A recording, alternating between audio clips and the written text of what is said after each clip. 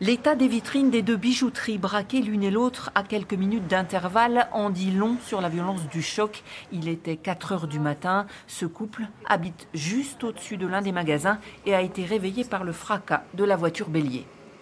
On a cru que c'était un incendie. En descendant, on est venu jusqu'à là et c'est là, quand on a vu la voiture.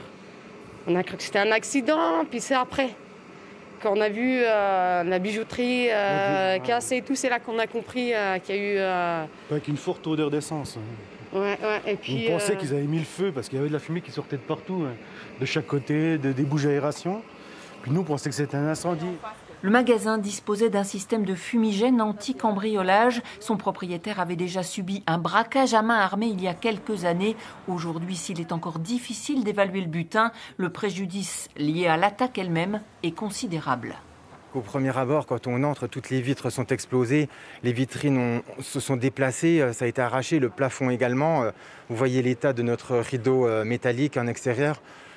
Voilà, dans un contexte déjà très particulier cette année, avec 7 semaines de fermeture, c'est lourd et c'est pas évident, quoi. Voilà, ouais, c'est dur, c'est dur à 2 mois de Noël, 2 mois et demi de Noël. La police scientifique est actuellement sur place, tentant de relever un maximum d'indices. D'après les images des caméras de surveillance visionnées par le propriétaire, on distingue 2 individus. Les témoins disent également avoir vu une seconde voiture dans laquelle ils se seraient enfuis, laissant la première encastrée dans la vitrine.